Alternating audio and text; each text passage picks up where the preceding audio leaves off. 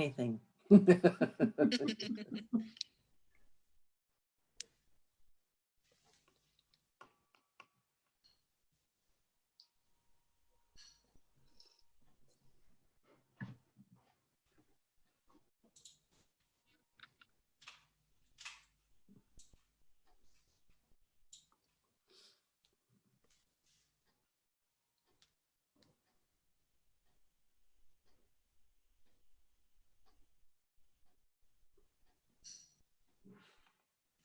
Okay. Good evening, everyone. Thank you for tuning in here with us today again. As always, we're gonna wait just a couple of minutes to allow people to start going online with us. So bear with us, please.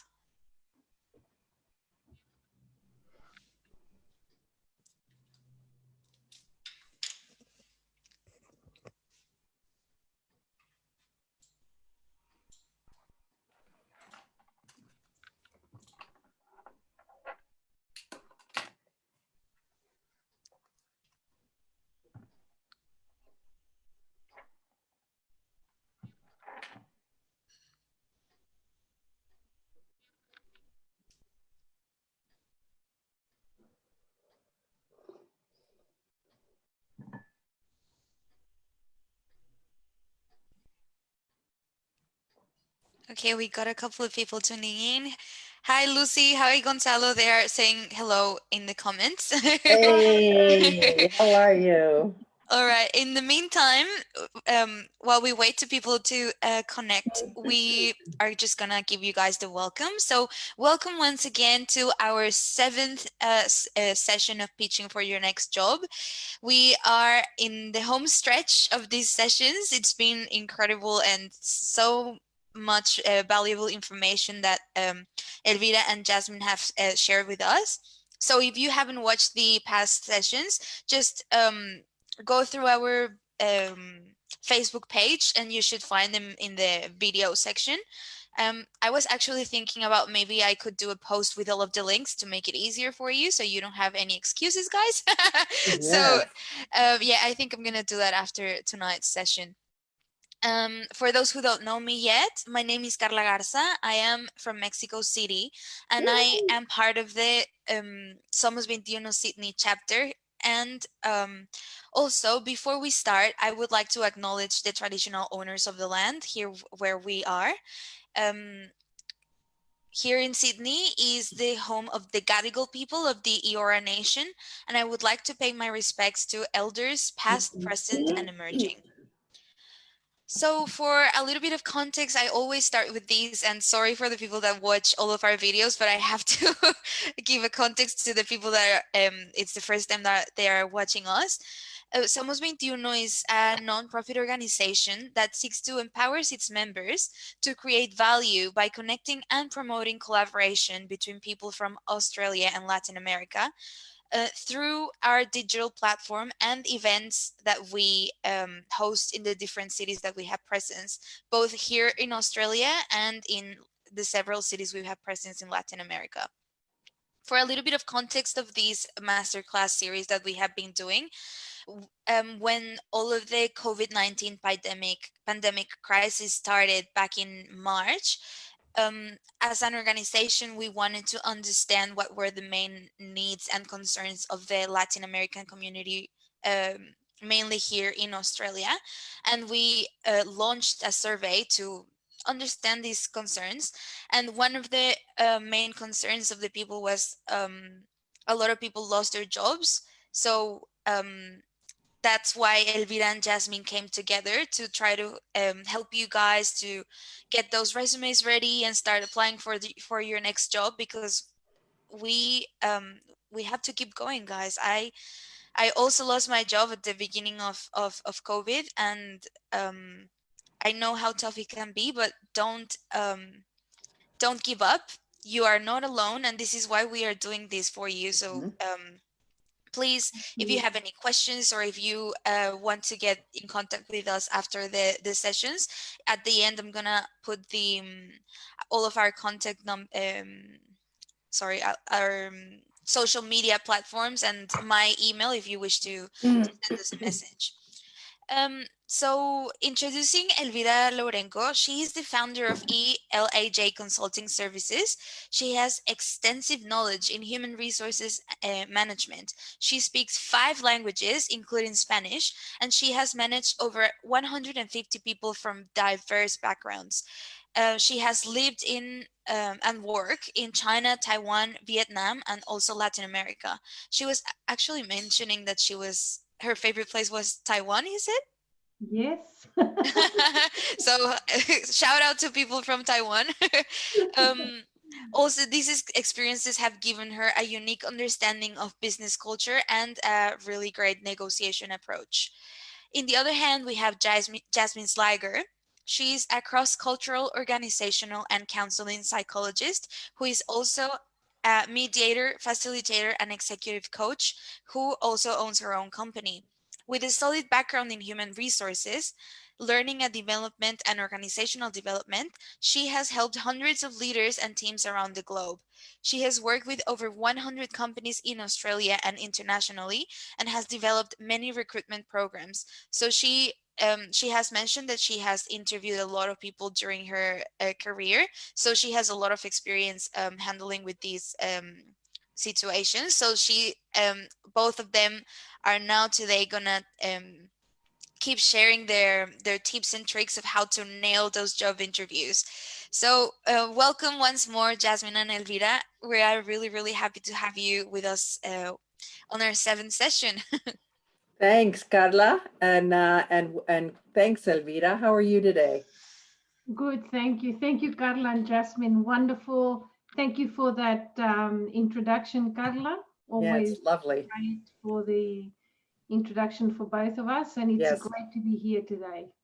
Yep, and it's really good for those of us that are young and only in our 30s. It's good that we it's good that we have so much experience. So there you go. Anyway, okay. Maybe we should start. Elvira and I were having a chat and a debrief about our last session, and thought we kind of ran through those questions a bit too much. So we thought we'd go over a few of them tonight, not all of them, but just a few of them, and kind of talk a bit around it because we really kind of just flew through that.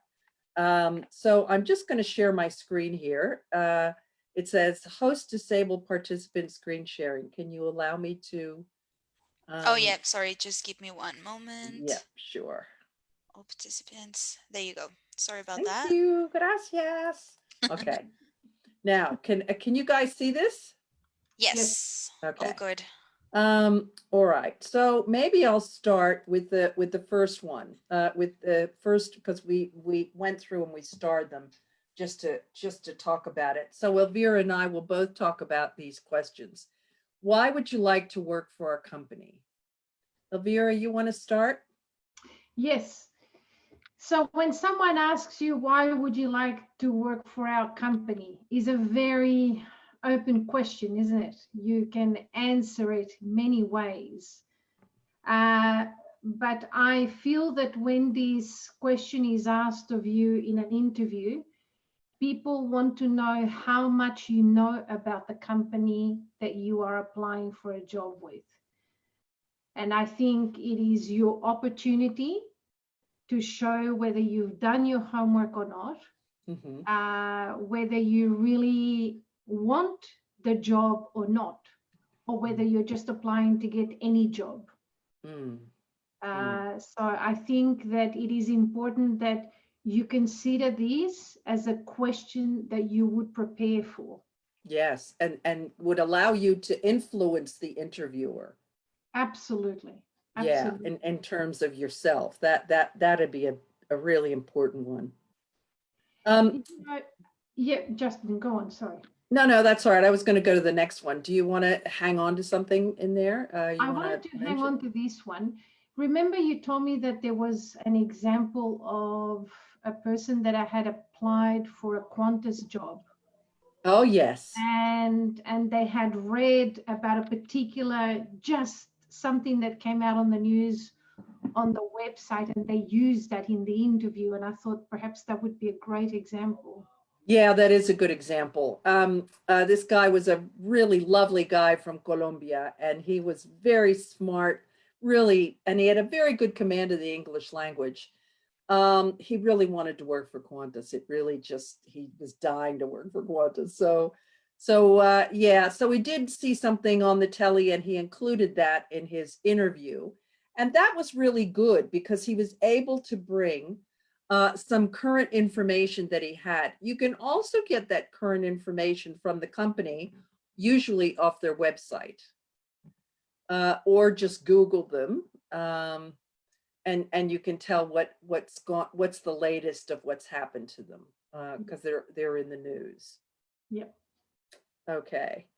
The next one is, what was the size of your last salary review? This is a bit of a tricky one, because really you don't need to talk about the size of your last salary review. I would never do that. What I would do, and Elvira, please add on to this, is I would talk about an area. I would say, let's say you made $30,000 in your last job, and you're really going for a job between 40 and 50.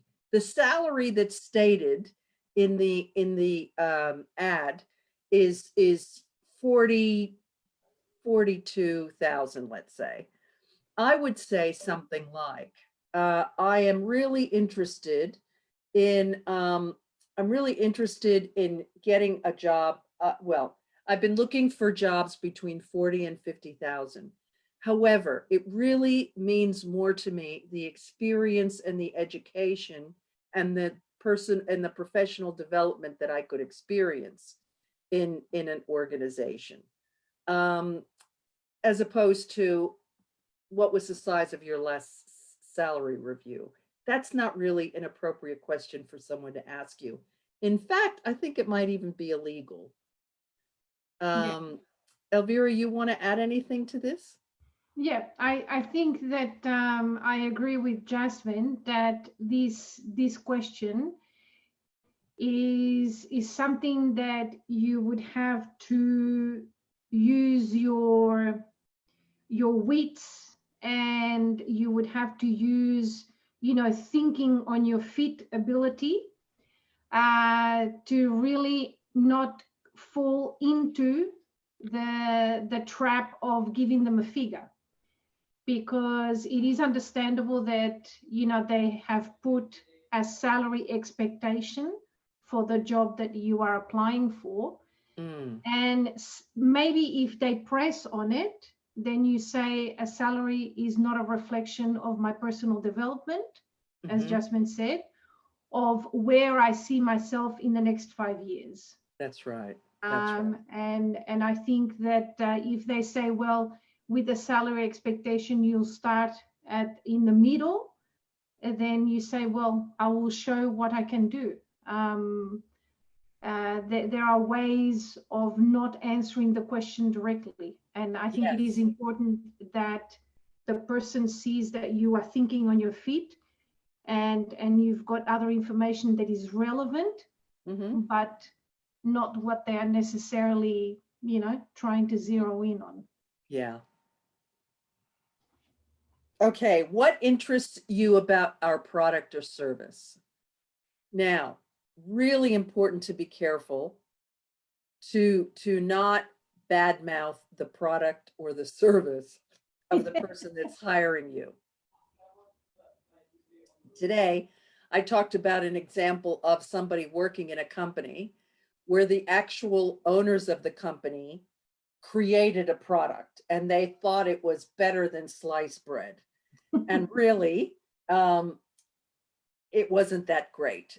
But somebody came in and they were really, I will call, in English, we say big noting themselves, being a little bit like, oh, yes, well, I'm aware of that software package and I think it's inferior to, and I just sat there thinking, you just lost the job, because it was just a silly thing to say.